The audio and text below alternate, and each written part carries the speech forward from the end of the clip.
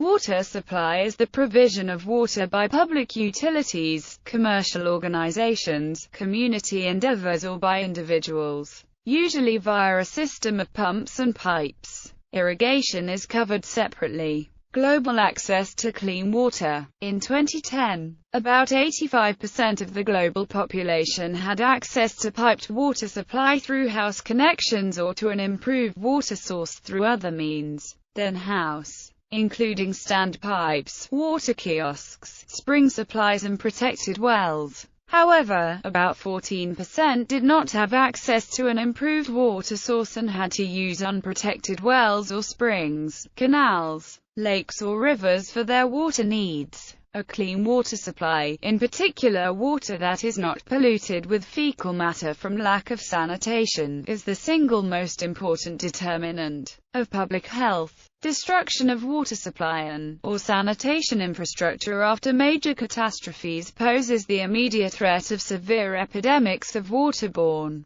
diseases, several of which can be life-threatening. Technical overview. Water supply systems get water from a variety of locations after appropriate treatment, including groundwater, surface water, and the sea through desalination. The water treatment steps include, in most cases, purification, disinfection through chlorination and sometimes fluoridation. Treated water then either flows by gravity or is pumped to reservoirs, which can be elevated such as water towers or on the ground. Once water is used, wastewater is typically discharged in a sewer system and treated in a sewage treatment plant before being discharged into a river, lake or the sea or reused for landscaping, irrigation or industrial use. Use in the U.S., the typical single-family home uses about 69.3 gallons of water per day. This includes toilet use, washing machine use, showers, baths, tap use, and leaks. Better source needed. Service quality. Many of the 3.5 billion people having access to piped water receive a poor or very poor quality of service,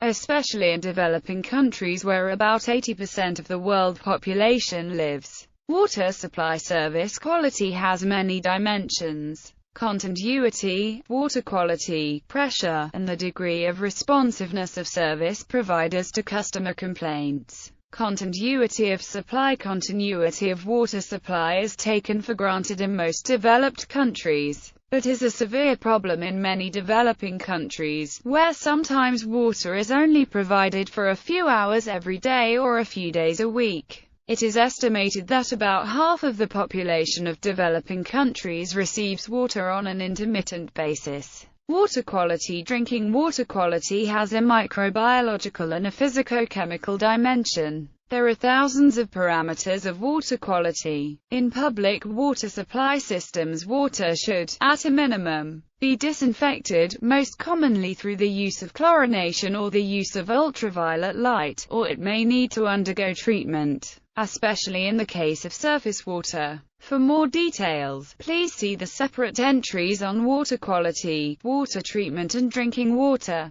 Water pressure. Water pressures vary in different locations of a distribution system. Water mains below the street may operate at higher pressures, with a pressure reducer located at each point where the water enters a building or a house. In poorly managed systems, water pressure can be so low as to result only in a trickle of water, or so high that it leads to damage to plumbing fixtures and waste of water. Pressure in an urban water system is typically maintained either by a pressurized water tank serving an urban area, by pumping the water up into a water tower and relying on gravity to maintain a constant pressure in the system, or solely by pumps at the water treatment plant and repeater pumping stations. Typical UK pressures are 4 to 5 bars for an urban supply. However, some people can get over 8 bars or below 1 bar. A single iron main pipe may cross a deep valley. It will have the same nominal pressure. However, each consumer will get a bit more or less because of the hydrostatic pressure. So people at the bottom of a 100-foot hill will get about 3 bars more than those at the top.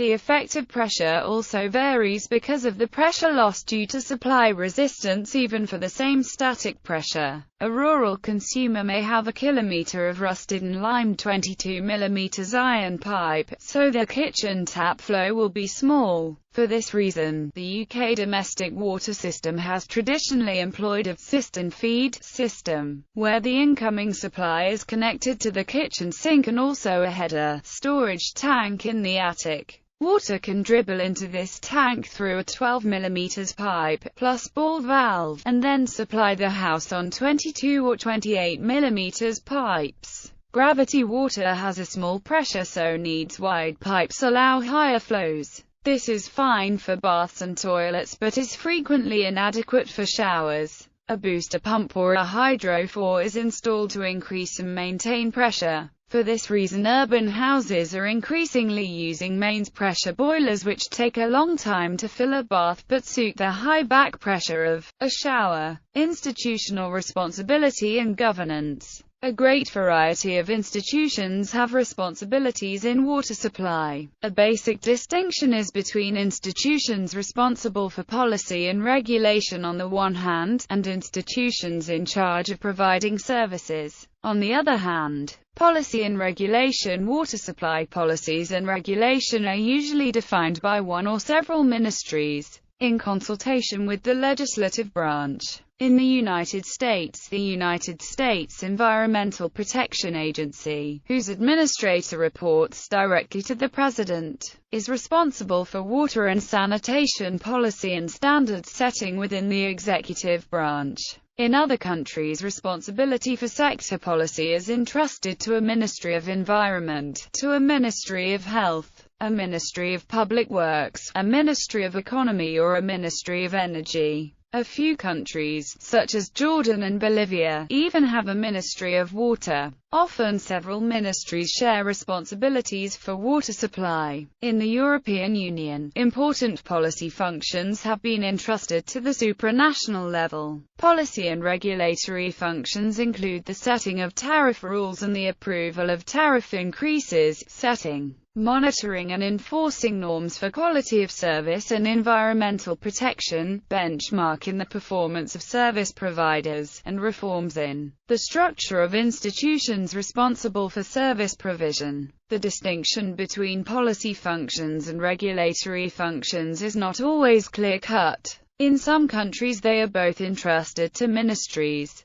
but in others regulatory functions are entrusted to agencies that are separate from ministries. Regulatory agencies. Dozens of countries around the world have established regulatory agencies for infrastructure services, including often water supply and sanitation, in order to better protect consumers and to improve efficiency. Regulatory agencies can be entrusted with a variety of responsibilities, including in particular the approval of tariff increases and the management of sector information systems, including benchmarking systems. Sometimes they also have a mandate to settle complaints by consumers that have not been dealt with satisfactorily by service providers. Regulatory agencies are supposed to be autonomous from the executive branch of government, but in many countries have often not been able to exercise a great degree of autonomy. In the United States, regulatory agencies for utilities have existed for almost a century at the level of states, and in Canada at the level of provinces. In both countries they cover several infrastructure sectors. In many U.S. states they are called Public Utility Commissions. For England and Wales, a regulatory agency for water was created as part of the privatization of the water industry in 1989. In many developing countries, water regulatory agencies were created during the 1990s in parallel with efforts at increasing private sector participation. Many countries do not have regulatory agencies for water. In these countries, service providers are regulated directly by local government or the national government. This is, for example, the case in the countries of continental Europe, in China and India. For more information on utility regulation in the water sector, see the body of knowledge on infrastructure regulation and the World Bank's knowledge base on the same topic at Service Provision Water Supply. Service providers, which are often utilities, differ from each other in terms of their geographical coverage relative to administrative boundaries, their sectoral coverage, their ownership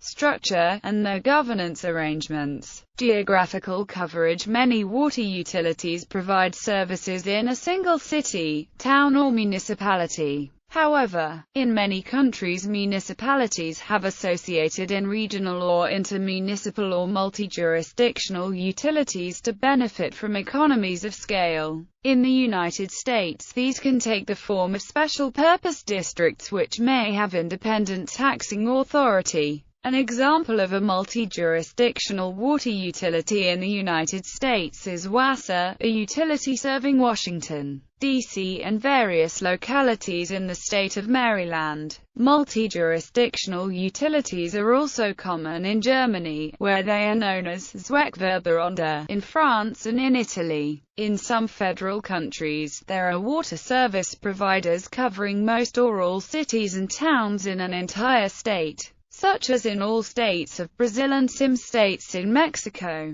In England and Wales, water supply and sewerage is supplied almost entirely through 10 regional companies. Some smaller countries, especially developed countries, have established service providers that cover the entire country or at least most of its cities and major towns. Such national service providers are especially prevalent in West Africa and Central America, but also exist, for example, in Tunisia, Jordan and Uruguay. In rural areas, where about half the world population lives, water services are often not provided by utilities, but by community-based organizations which usually cover one or sometimes several villages. Sector coverage. Some water utilities provide only water supply services, while sewerage is under the responsibility of a different entity. This is, for example, the case in Tunisia. However, in most cases water utilities also provide sewer and sewage treatment services.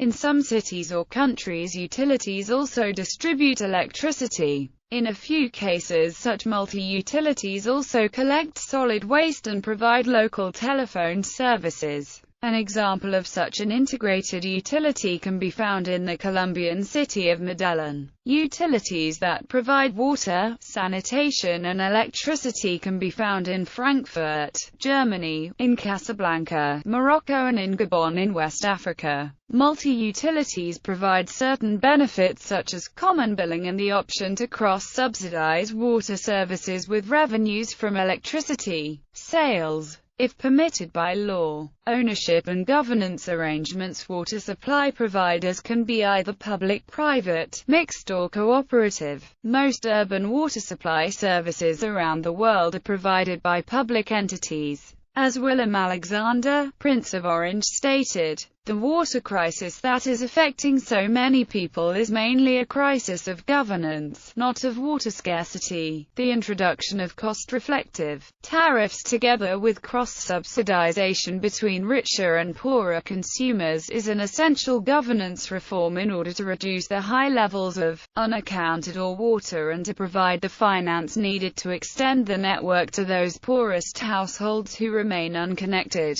Partnership arrangements between the public and private sector can play an important role in order to achieve this objective. Private sector participation. An estimated 10% of urban water supply is provided by private or mixed public-private companies, usually under concessions, leases or management contracts. Under these arrangements, the public entity that is legally responsible for service provision delegates certain or all aspects of service provision to the private service provider for a period typically ranging from 4 to 30 years. The public entity continues to own the assets. These arrangements are common in France and in Spain. Only in few parts of the world water supply systems have been completely sold to the private sector, such as in England and Wales as well as in Chile. The largest private water companies in the world are Suez and Veolia Environment from France, Aguas de Barcelona from Spain, and Thames Water from the UK, all of which are engaged internationally. In recent years, a number of cities have reverted to the public sector in a process called remunicipalization.